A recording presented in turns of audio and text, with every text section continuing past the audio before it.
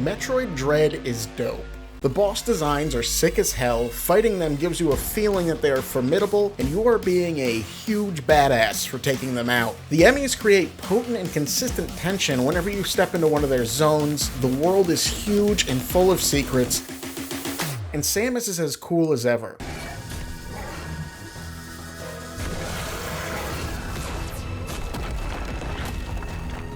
It's probably my favorite Metroid game, and I've played several for this video. It starts simply as all Metroid games do. Samus does a whoopsie-daisy and loses all of her suit upgrades after getting absolutely destroyed by a narcissistic bird, leaving you in this case with just the basic arm cannon shot, single jump, and slide. And everything that happens after was deeply impressive in just how many different ways it manages to be engaging. How it creates fun. But what is fun really? Is this game even always fun? Because there were moments while trying to 100% this that I felt frustrated. And I know what you're thinking. His head is way too small. But you look like you'd cruise through this game. You look like an expert, cool guy who fucks. Historically, but you put on some weight as of late and feel a bit more insecure. Chin up though, buddy. You're still worthy of being loved. Thank you. But there were absolutely times where I failed countless attempts and felt like I just wanted to get it done. And were those moments fun? Does a game have to be fun to be good? Can a game create positive feelings other than fun? These are questions I wound up asking myself while playing through this game, as likely other geniuses did as well. I think the purest form of fun is the way controlling the character feels in a game. Just the distilled player-to-character connection at its most basic. And controlling Samus here feels good. I mean, not in like a BDSM way, because she would be the dominant. The slide feels speedy and substantial, the jump is the same floaty jump from the early series with more precision, and aiming the arm cannon's laser point toward an enemy and firing feels exact and satisfying. Just as missing feels the complete opposite. It strikes that balance of allowing the player to have the feeling of complete control, while still putting enough restraints and corrections behind the scenes to make them feel as competent as they can in the process. But what makes the interaction of these mechanics with the game world so compelling? Well, psychology. A paper released last year entitled A Liberating Engagement Theory of Consumer Fun, and what a laugh riot that sounds like, by these two fine fellows has a highly educated guess. It breaks down fun into two key areas, liberation and hedonistic engagement. In essence, this means an activity must break from the usual schedule or have some kind of release from the unwanted, and exist purely for and result in enjoyment for it to be considered fun. So to form my own example, finally finishing your to-do list for the day, and sitting down with your loved ones is a deeply enjoyable feeling, but just the act of being in the same room on its own wouldn't really be fun necessarily. In itself, it is liberating, but lacks the element of enjoyment for enjoyment's sake that is required for fun. Now turn on a game in that moment, and boom, you've got yourself some fun. Unless it's that game you hate, and now you just like me more for making it the subject of this joke, which is why you'll subscribe right now.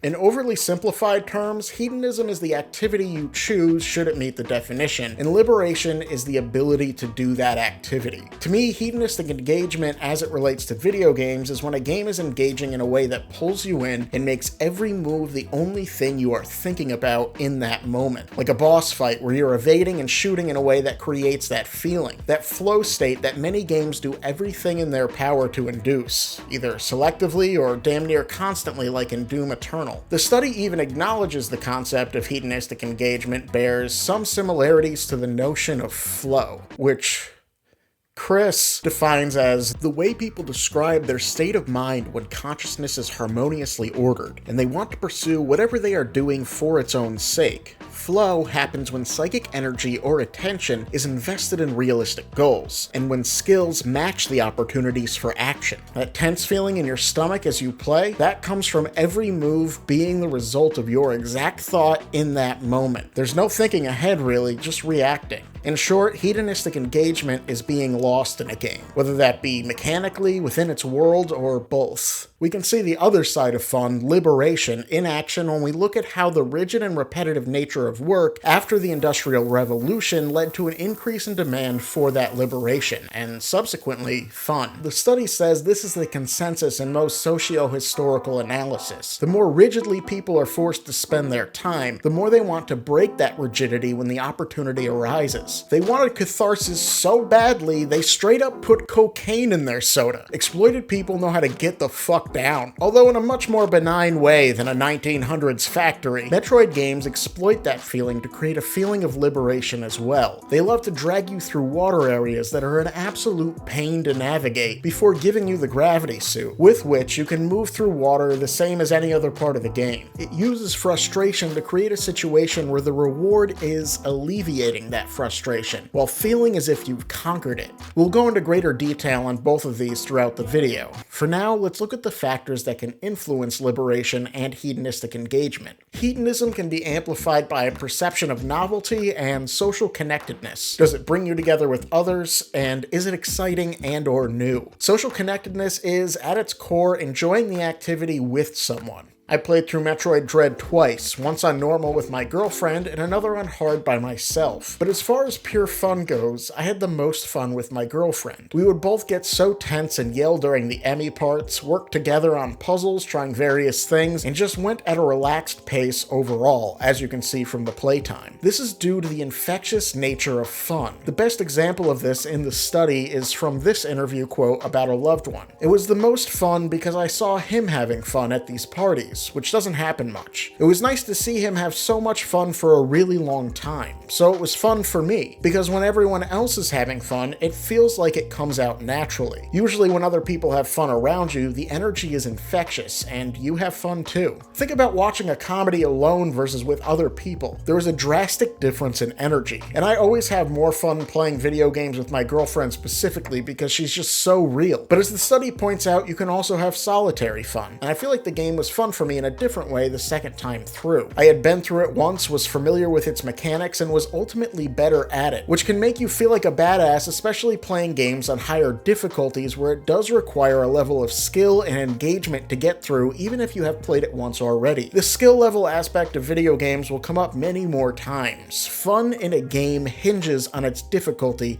which is determined by both maker and user combined. Striking the balance of need to react and ability to do so on a careful teeter-totter of difficulty is a tough thing to do, but also results in the greatest degree of hedonistic engagement when it reaches perfect balance. Novelty is a huge factor in amplifying this feeling and keeping it from becoming stale. It is the experience of newness, that new Metroid area smell. Well, that's just sulfur. In regard to the controlling of the character I talked about earlier, its fun is largely based on the fact that most of you can't do stuff like this. Different forms of novelty also extend to just about every aspect of video games and is arguably the most important supporter for hedonism within this medium. That fresh feeling of finding a new ability or area, or even right when you start a game. When I first saw the slide at the beginning of Metroid Dread, I thought it looked and felt so cool and just laughed with enjoyment using it. Novelty can also occur when experiencing something you haven't experienced in a long time, probably as a child and then again as an adult. This is why games so frequently toy with our nostalgia. If a new game can bring back that memory of enjoyment you had so long ago, it can wind up being more enjoyable than it otherwise would be. Therefore, games will substitute novelty with nostalgia with a great deal of frequency, often to even greater effect. They know you already like and have memories of something that is typically also a cultural phenomenon, and will absolutely take that and tweak it to make you go, wowee, it's that thing from then, but now,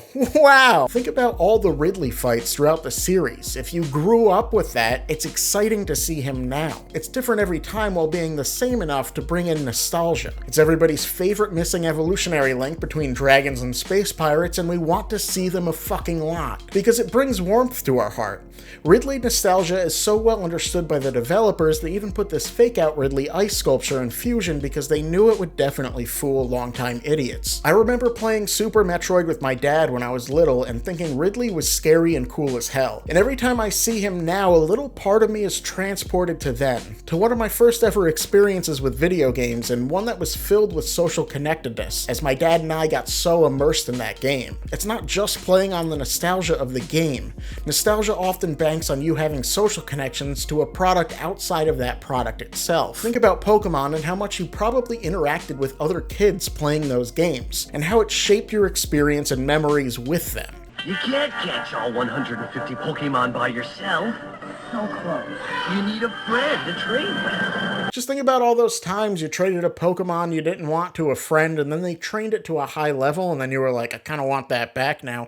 And they were like, no takesies backsies, dude. And you were like, but I caught it. And they were like, but I trained it, and then you had a fist fight on the playground. Nostalgia is embedded in every one of us in some way or another. The opposite side of nostalgia in the novelty spectrum, I believe, is curiosity. The only way to skin a cat that I've found so far. Curiosity is a kind of expectation of future novelty. I think it's something Metroid loses to a degree as the series progresses, with certain power-ups and events sliding from the curiosity side to the nostalgia side. If you don't already know that these tight spaces are going to be accessed by the iconic morph ball, you are free to guess and think about what it might be. Could it be getting a drill to open up the space, a slide? Can it only be accessed from one side? This makes the acquisition of that power-up both novel and satisfying in terms of getting an answer to your question. But even with that reduction, curiosity is baked into the fabric of a Metroid game. It knows how to stimulate a player's imagination. It is always entirely probable to miss some of its secrets during the first playthrough or first time through an area. There's always that feeling of something potentially hidden right near you at any given moment. You know, any spot here could be a secret block that leads to a power-up or a whole new room, and play through the entire game with that context. Also, certain suit upgrades are new or unique to specific games, and you're always going to be waiting to see if the next one will be the expected or the unexpected.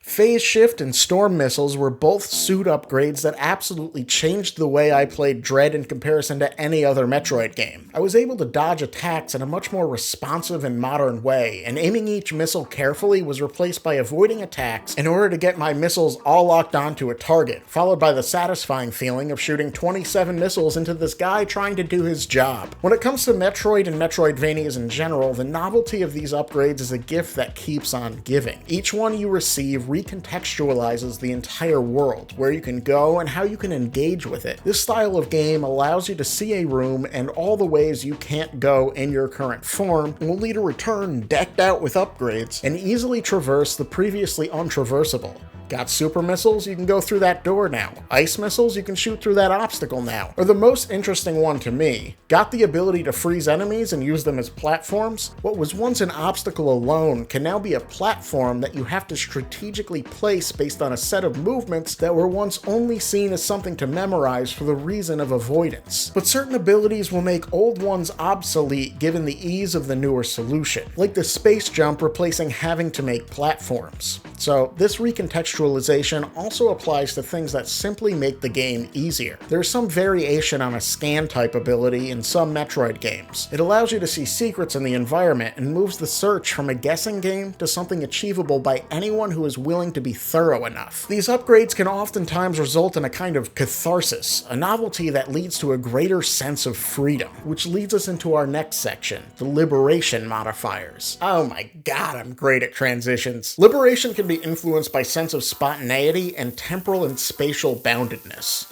Was it spur of the moment, and was there a chunk of time set aside to do it? To change the big fancy term temporal and spatial boundedness into plain language, it just means there is time and space in between you and the icky work thing, like having a buffer. Since temporal and spatial boundedness is such a mouthful, we'll just call it relativistic enjoyment contextualized by temporally uninhibited moments, or rectum for short. It's easy to remember because it's so gross. The rectum, or planned time, may seem counterintuitive juxtaposed with spontaneity, but the study found that people had more fun when they knew they had a set of time reserved for that fun. They knew they didn't have to go to work the next day, so they felt more free to let loose, free from the Sunday anxiety we've all experienced at some point. That's why Friday night is so often the most enjoyable part of the weekend. It's right at the end of the work week, and you have the buffer of the entire weekend between you and me stealing your girl, which I would only do on a school night. She likes bad boys. In regard to spontaneity, a quote from an interview in the study had this to say: "I like spontaneous, fun things, and when I plan sometimes, I plan out too much. It's just like, let's go and okay. I like the idea of fun being not restricted. I don't like being restricted in any way. I want things to be open. Having fun is being spontaneous. That is my idea of fun. Getting some drinks and loosening up and trying new things, walking around. I don't do it very often. Do we want to go there? Do we want to do this?" Notice how Rectum can exist along with this. You have time set aside to have fun and be spontaneous in that fun. Part of what is so much fun about Metroid games is that they can be so non-linear, though this one less so than the others. You have choice. You aren't told exactly what to do next. This seems to be a cause of the rise of open-world games in gaming. Whether or not a game benefits from it, they are still becoming more and more widespread. Between the increased ability to immerse you in a world and allowing you to do what you want within certain parameters, they offer something that more linear experiences can't. Freedom. Even if you choose to advance the story when you were technically meant to, you had the choice. You can be spontaneous if given options, and this can go a long way to making the player feel liberated, free from the careful planning of the day's previous events. This freedom doesn't even necessarily need to be real. Many games offer the illusion of choices, a set of options that lead to the same outcome. This only leads to problems on subsequent playthroughs. But if the players believe they had a choice, this is functionally the same as actually having one. There is also that moment-to-moment spontaneity, though, which I would argue goes hand in hand with hedonistic engagement. Deciding what to do as you go is, by definition, spontaneous, but it is also a huge part of being truly engaged in what you're doing. Deciding whether to kill an enemy in a safe way or using the parry mechanic is sometimes a split-second risk-reward decision. The game rewards you with more health and ammo drops if you let an enemy swoop in and get close to you before you parry it, or you could keep a safe distance and reap less rewards while being less likely to lose health. The combination of these two kinds of player freedom allows for spontaneity to occur at both the macro and micro levels. Rectum comes into play in the Emmy encounters. I will go into more depth about what makes these parts so heart-pounding, but escaping one really makes you feel the importance of the time separation between you and the undesired activity. The Emmy interactions can be extremely tense and scary, but there are clear boundaries in between those interactions in the form of these Emmy doors. You know once you exit one, there sits a barrier of time and space in between you and the next one. You have a respite. We've been talking about how the inner workings of these games fit within this framework, but the interesting thing is video games in themselves meet the criteria for fun. They are to be done for enjoyment, and in most cases as a leisurely activity outside of all of a person's daily stressors. But then once you start playing, these same principles dictate the time you have within the game. Liberation shifts from referring to the day you've had to being something now used within the game to increase your enjoyment, as does every other thing we've discussed. There's going to be a separation, especially in a particularly immersive game, between where the game itself lies on these spectrums and where its inner workings do. I think these two layers exist in a more complicated fashion here than in any other medium or activity. The study points out that people in Las Vegas playing for lower stakes games have more fun than those playing with higher stakes. Too much on the line and it steps out of the bounds of hedonistic engagement, as you are no longer doing it for the sake of pure enjoyment. You are making it something that can have a huge payoff and feel like an amazing accomplishment, but playing for a prize goes against many perceptions of how pure fun really works.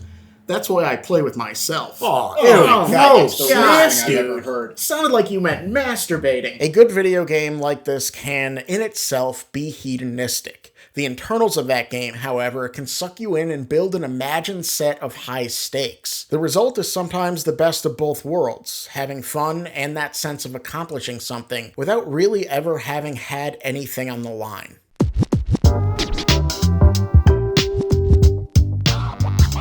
To answer this, we apparently have to wear a very wrinkled shirt, and we might have to step into some counterintuitive territory. Can hedonistic engagement come from a feeling that, at face value, is typically considered negative? Not every game is geared towards being purely conventional fun. Some are meant to put a sense of dread into the player.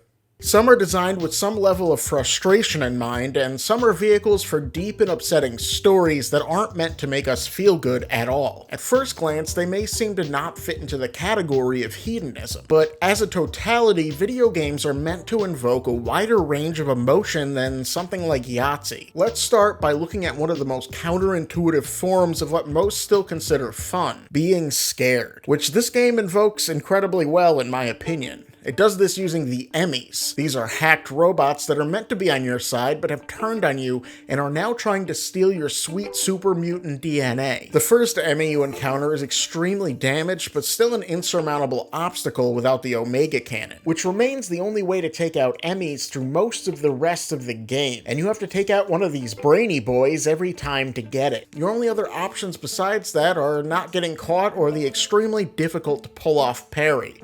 I mean, difficult for you. What the fuck is this? I'm gonna have to have a word with my editor, me in a hat. Okay, these are an absolute last-ditch effort and stuns them for a bit so you can get away, but the timing is near frame perfect. These things feel so unique within the series compared to some other stealth-type sections. The stealth at the end of Zero Mission, for example, feels much more controlled, less chaotic. Even if at face value, it seems to look the exact opposite. You know where the space pirates will be, or at least you know that you'll have enough time to react. The level is designed around you being there, while the Emmy feels and is much more like a rogue AI, just as it is in the game. Stunning the space pirates with a fully charged gunshot in Zero Mission is much more proactive than a last-minute parry of the Emmys. The Emmys also give off an air of being more capable than you, while you can literally trick the space pirates into shooting each other. They seem incompetent to a comical degree, and only hold a challenge in that there are a lot of them. In Fusion, the enemy is the terrifying SAX. It is a version of Samus' suit that it's been infected with the X-Parasite and mimics her at full power, while the version you're playing as has to earn back all her powers once again. Fusion builds dread at first through showing you the Samus copy rather than having an immediate encounter. She blasts through the doors and immediately establishes herself as wildly more powerful. The Emmy's first encounter, however, immediately puts you into gameplay. They don't build up the anticipation much because I don't believe it's needed. The enemy in Fusion is a version of you, whereas the Emmys are alien, and that's where their advantage rests. You are warned about the SAX, but not given a specific location. There's this feeling of indefinite anticipation as you wander around and see the busted door, know they could be nearby,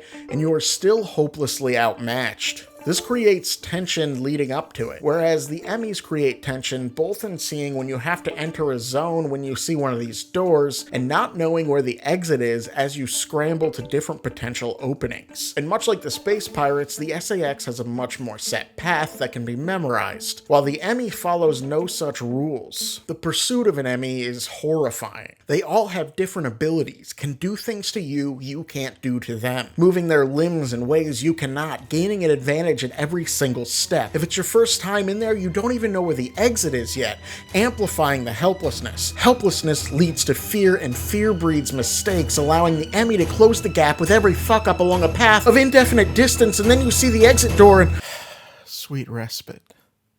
Like that feeling when you go to the grocery store and you think there's going to be a self-checkout, which you always use because you're very uncomfortable around people, even if it's just a normal interaction like one with the cashier. And then the self-checkout is out of order, but you really wanted donuts, so you have to stick it out. And you go up to the cashier and you think it in your head, don't say hi all weird, don't say hi all weird, you always do that.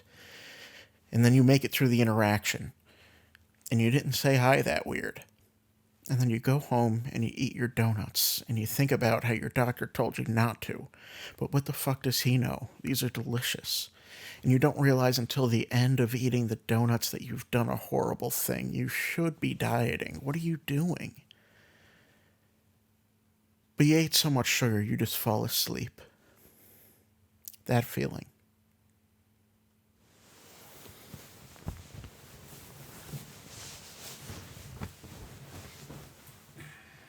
Finally, taking them out is fundamentally different from the SAX as well. With the SAX, you eventually get to your max-powered suit and are canonically more or less on equal footing. The only way to take out an Emmy is a very specific power you only have in very specific moments. Also, you have to land it just right. You have to start by finding a spot where you'll have a large enough amount of space to blow up its protective face shielding with the Omega Stream. Then you need to repeat that to charge the Omega Cannon, and all of this must be aimed aimed just right at its head, and only then have you taken one out. This results in a much more controlled catharsis than, say, the overpowered letting loose of getting your fully powered up suit at the end of Zero mission, and just ripping through space pirates. Taking out an Emmy feels like carefully acquired liberation. On top of all of that, you can get an ability that is associated with whatever ability the Emmy was using against you, like this one that can incredibly frustratingly freeze you, but then gives you the ice missiles upon taking it out, reclaiming the previous obstacle. They do an amazing job of making you feel that tension release, making you really feel like you've conquered and earned something with a reward that is fitting for the ordeal. And none of that would be possible without making the encounter as scary as it is in the first place. Now, this is subjective. I'm a naturally constantly anxious person, so these encounters were more than enough to create a great deal of tension for me. Like right now, I'm literally anxious as fuck. Nothing is happening, but I'm baseline freaking out. But you might be a tough as nails person who beat Dark Souls with a controller they built with their own hands, and doesn't get sweaty when they wake up from naps. Then these may not be nearly tense enough for you. Striking this balance that so heavily relies on both sides is impossible to accomplish for everyone. Certain people may be left wanting something more.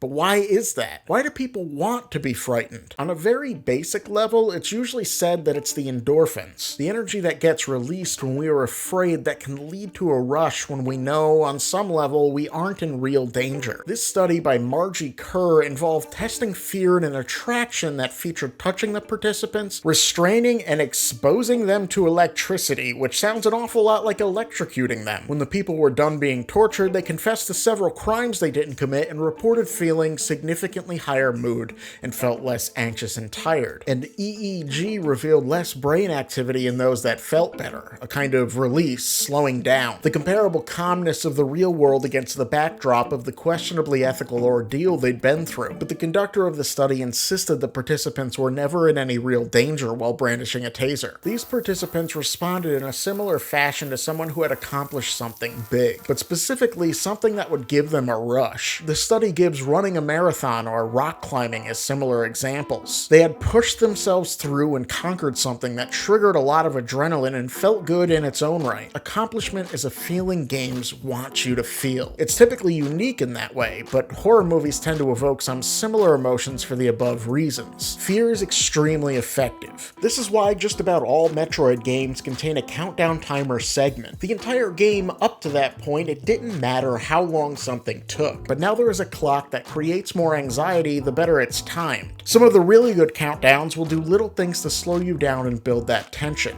When a block drops out from under you, it only costs a second, but it doubles your panic in that moment. They typically choose times that will create tension but not be too difficult to actually escape, making for bombastic and tension-filled endings that don't actually put you in any real danger of losing progress. So, this is why it's fun to be scared. But why do we keep playing a game when we are frustrated? Why are some games even designed with some degree of frustration in mind? Because the intended feeling shifts. It slides from fun to determination. We know that feeling we had tasted before and we want to taste it again. But the study explicitly points out that fun things should generally not rest on completing goals, which seems to be the only positive aspect of inducing frustration. Happiness can, though. Accomplishment, triumph, relief, all shades of happiness, but not necessarily fun. Video games tap into this. They are fun, but they are also rewarding. Here's where we finally begin to really see the branch. There are two reasons to stop playing a game.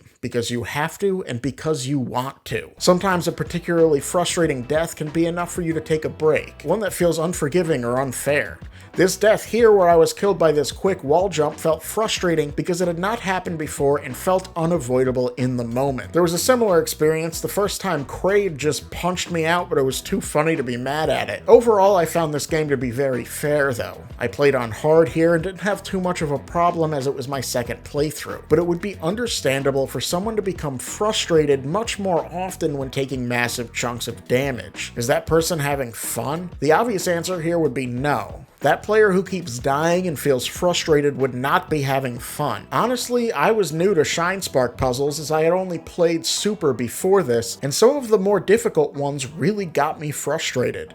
I lacked the skill level to find them enjoyable the first time through. And although I had fun for much of the playthrough, as I was attempting those puzzles, I even said out loud, I am not having fun, which was what spawned the whole idea for this video, because I kept trying despite the challenge being optional. Wanting to 100% a game and getting really close doing fun parts can lead you to feel like you need to finish it despite being frustrated with the parts that may be above your skill level. And that difficulty balance we've mentioned a couple times already is so vital. In fact, the study includes a woman who describes her fun experience as, "My friends and I decided to try one of those escape room things, and wow, it was so much fun.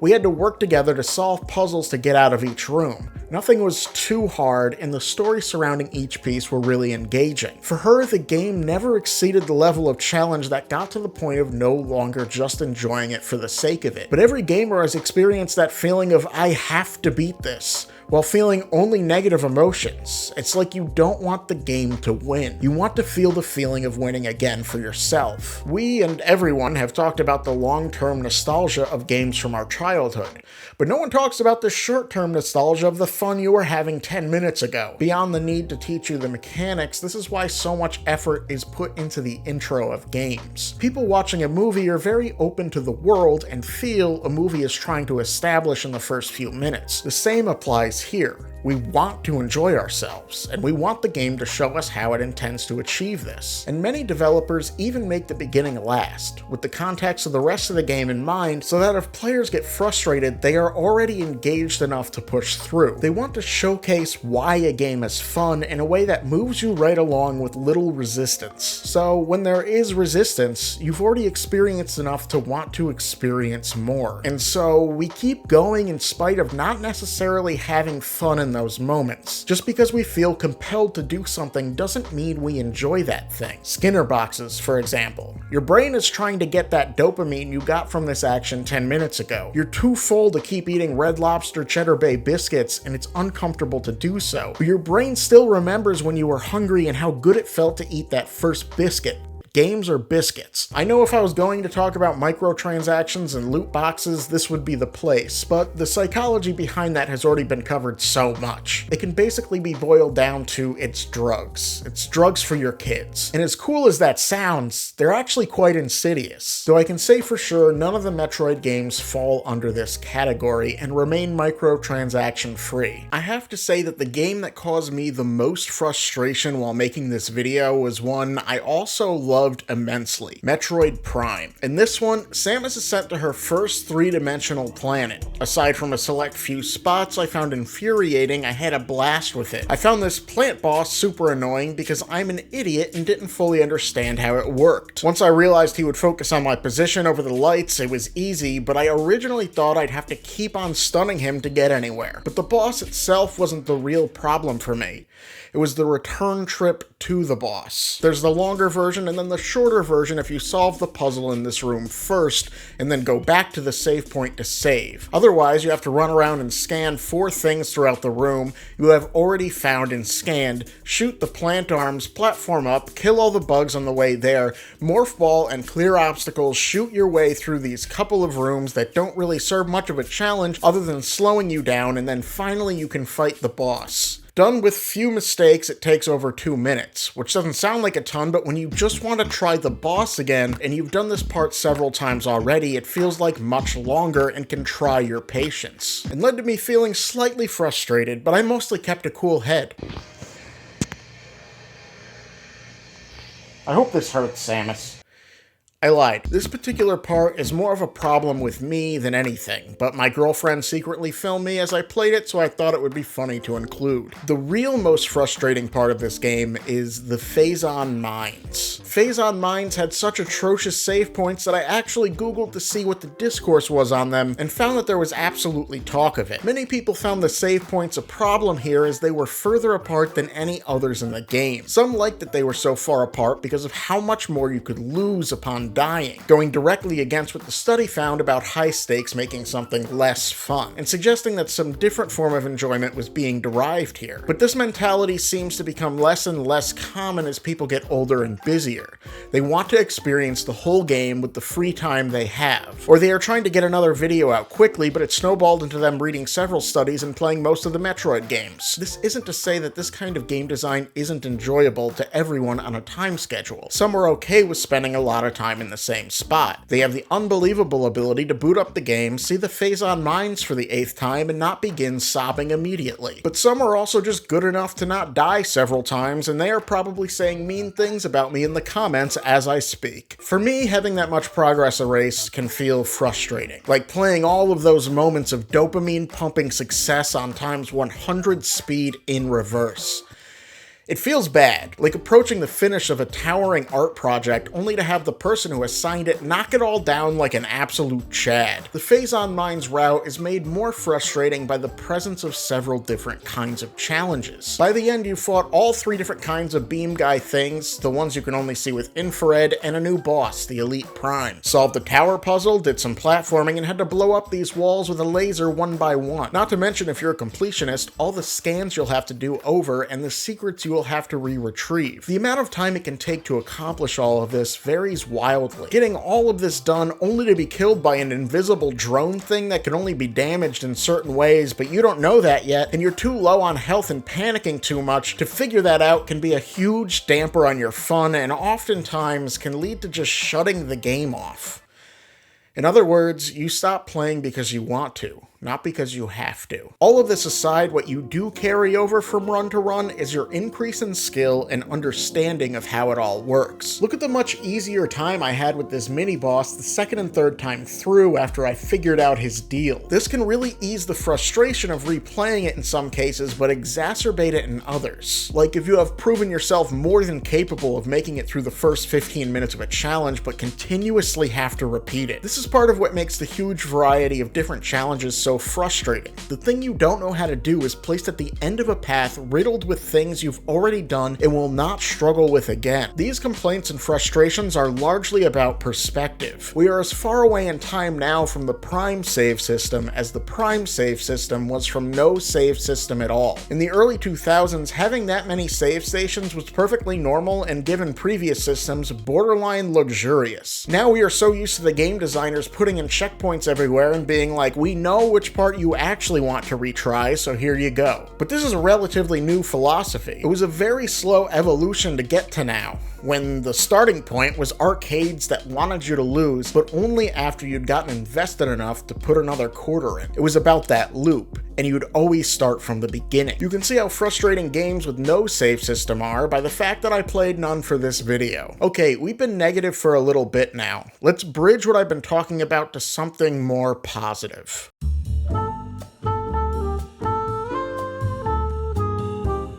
The study makes it clear that happiness and fun are not the same thing. This is evidenced by the fact that an overwhelming percent of those interviewed reported feeling that the lockdowns had reduced their fun significantly more than their happiness. Happiness has many subsections, and I believe games invoke those as well. Some people seem to actively not want their games to be strictly fun. Look at this comment in one of the Metroid Dread Facebook groups responding to someone who thought the game was too difficult, saying, "It's called Metroid Dread, not Metroid Super Happy Fun Time." It's seemingly a very bizarre mic drop to say the video game you were defending wasn't supposed to be fun. And while I'm not defending this person or other get good sentiments from the most toxic of sad boys, I think this is indicative of how many people consume video games. The accomplishment part of things is more important than the pure fun. Or maybe the immersion might be, or the story. All of these are things that can be uniquely done within video games. No other medium can deliver a story like games do. They can't immerse you like games do, and typically they can't challenge you mechanically at all.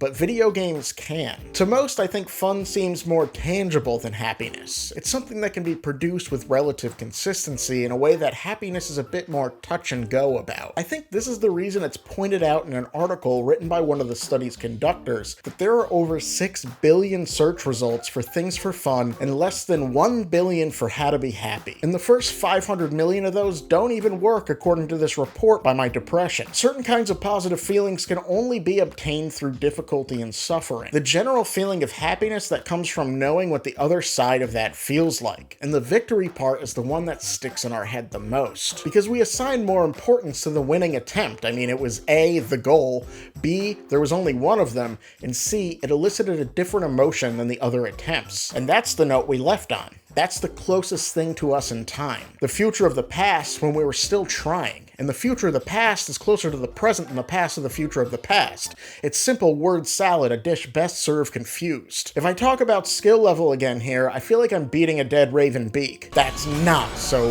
raven. You guys are well aware of its effect on this subject, but this also extends to whether or not a person will want to 100% a game and get everything in it, and what kind of experience they will have doing it. This is often an arduous task, even for very skilled gamers, whether it be from sheer difficulty or monotony. Luckily in this case, 100%ing Dread and other Metroid games is satisfying because there are such clear goals, and you are constantly getting more powerful. Trying to fill out different trophy requirements can sometimes be tedious and feel random. Dread asks you to use the same skills you've used the entire game to overcome much more difficult versions of those challenges to see every part of the game. So I think this falls under the category of being pretty exclusively fun if you have the skill, but for those who don't, it can be fucking frustrating at times. But it is undoubtedly rewarding for both, but is it fun for both people? The two experiences are undeniably different, but do they invoke entirely different emotions? As someone who has been that person not skilled enough to complete the challenges with a reasonable amount of resistance, I would argue no. Despite not having fun through a huge percentage of the hardest tasks in this game, I'm glad I did them. Seeing every area having 100% satisfies a part of me that wants to accomplish, that wants to prove he can. That sounds dramatic, and that's because I'm dramatic. I also like that I did them the first time because it brought me to a skill level where attempting them again was actually fun. I found myself entering that flow state of hedonistic engagement much more often in my second playthrough because really all it is an application of skill. I switched from one person in this example to another, so I can definitely say they are two different experiences, and one is more enjoyable, but both are worth it. All of these rewards came from in-game though. What about the aforementioned trophies? When you really love a game and play it a ton, you are rewarded with getting trophies that only 1% of people have. You have an award for loving the game. There's a reason they display the percent of people that get each one. It can be a motivation. I love this game, therefore I want to be in the 1% of this game and have more trophies than the bottom 80% combined. They serve no real in-game purpose, but we want them. We want to collect them and say, see, I've experienced everything this game has to offer. Even if one of those things is dodging 200 lightning bolts in Final Fantasy X. I personally very rarely engage in this kind of completionism because I've come a long way since my darkest period and love myself now. I only do it if it's not too outside of the realm of getting everything in the game, but I 100% understand the appeal because every time I love a game I say, oh, I'm gonna 100% this thing. But then I reach a point where I'm no longer having fun and the reward is no longer worth the journey. There are many things games do to mitigate the negative effects of the high difficulty, boring, or repetitive content though. In Metroid games, backtracking to go to a different area is generally filled with rewards that can be accessed with your new equipment, as they don't want you to have to wait until the next area for that dopamine hit. There is stuff to do wherever you are headed unless you get lost, which I never do except for the times where I'm playing the game. But there aren't just upgrades as a motivation. There's also killing enemies to regain health and ammo, a much more basic need for survival, and as a result, it has a different feeling of satisfaction, like having finished chores for the day, except significantly easier to achieve. It allows you to pursue the parts of the game that provide excitement. The platform a game is played on can play a surprising amount of importance here too. Samus Returns was released for the Nintendo DS. I apologize for the footage being so great. The game is essentially hunting down and killing the rest of the Metroids, and this particular genocide doesn't have too large a variety considering you have to kill 40 of them. Novelty can be somewhat sacrificed if the repetitive action is fun in itself, which I would say for the most part it is here. It's also extremely satisfying to see the number of Metroids tick down lower and lower as Samus does her genocide. Did I mention Samus did a genocide? Samus did a genocide. Much of the variation comes from your own increase in abilities and power, but more importantly, it's more okay to be repetitive as a handheld game. They are typically meant to be played in smaller chunks, so you're less likely to sit down for a 4-hour session and feel the repetition sink in. You pick it up for long enough to kill a Metroid or two and then set it back down until another opportunity for play arises. It also never hits a point of being particularly difficult, so it doesn't need to grapple with that problem, just the repetition. But let's look outside of the Metroid series for a moment and see how a much lesser known game handles the problem of difficulty. Super Hexagon is an extremely simplistic game and one I would consider very fun in a way that definitely meets the standards for hedonistic engagement. You are a little triangle and you have to dodge various shapes and patterns coming towards you as the screen shifts and turns. The entire thing is doing a lot with a little. As in-your-face and frantic as this feels, the name of the game is really simplicity. It's a simple game with simplistic mechanics, a simplistic goal, and still manages to be frantic and fun. Also extremely difficult. You will fail at it. A lot. Like a lot. But a level is only 60 seconds of survival, which may sound like a piece of cake, but it's much harder than cake. More like burnt cake or something else harder than good, normal cake. Perhaps stale cake or bricks. Anyway, because of its short playtime, rewards must be divided up into much smaller slices of hard cake than they are in Metroid. Each little win builds more and more to the big win. You can see the number values that represent how far you are capable of making it. The ultimate beating of a level here feels less like an instant explosion and more like an increase in pressure building to a big pop. This is how the game keeps you playing. Each subsequent goal is so well within reach. Made it 56 seconds? Well, that next hit of dopamine is only 57 seconds away. This is how a game with just a few minutes of gameplay kept me playing for 7 hours. The game itself is fun, but the reward structure, the thing that taps into the accomplishment part of your brain, is necessary to keep you playing. Let's look at another game that identifies as super.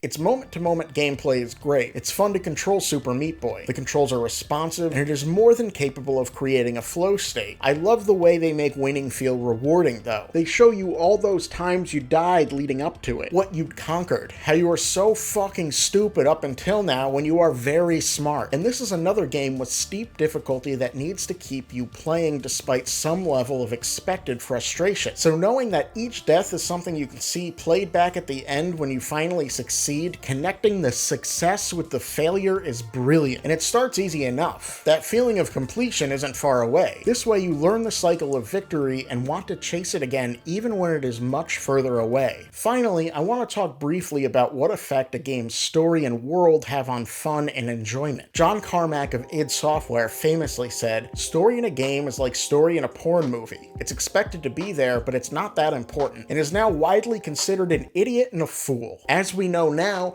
no matter your opinion on it, story and world building in games has become more and more common and important as time passes. At the time Carmack said this, the stories in games were usually relegated to giving people a simple reason to do what they are doing. In the original Mario, you are saving a princess. Mario gets no character development as the story progresses. There's no twist where Mario realizes he was the princess all along, and the game follows the same cycle throughout. But it's fun in its most basic form, so it really didn't need more than that. In many cases, the story is a driving force. Really great villains make you want to beat them for personal reasons as well as gameplay ones. In Persona 5, I know I absolutely hated Kamoshida more than any other antagonist in a game, and it genuinely felt like I wanted to beat him. There was a building of tension there the developers want you to feel, like when you know you are going to have to fight Raven Beak again. And Adam, who is actually Raven Beak pretending to be Adam, keeps talking about how powerful and handsome he is.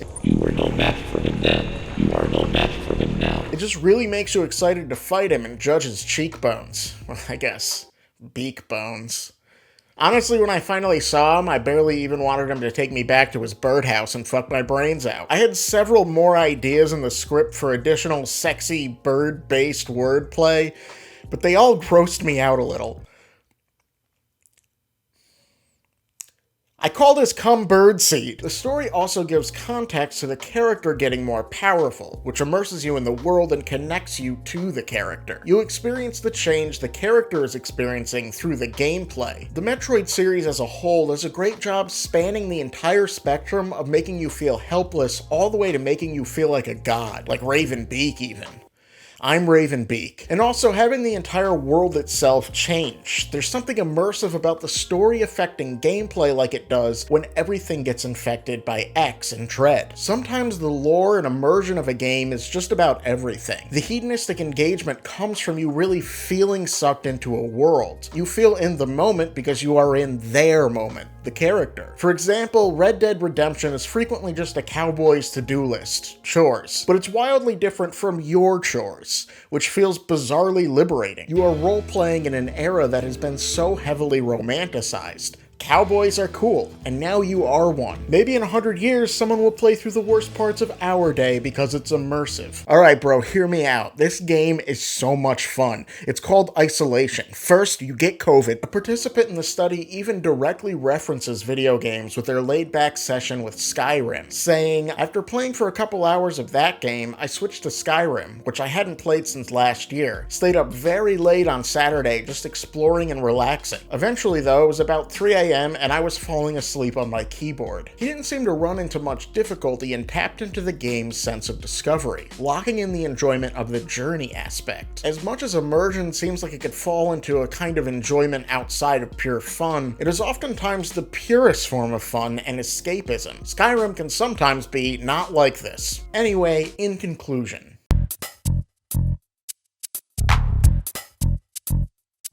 I took this poll on my channel to see what people thought of this. 75% of people in the world said no. And I also did a poll on my Facebook. It got similar results, with some people also being hurtful and jealous. But what I thought was interesting about the Facebook poll was this interaction between my good friends Phil and Jim. Phil says, A, the entire point of the game is enjoyment.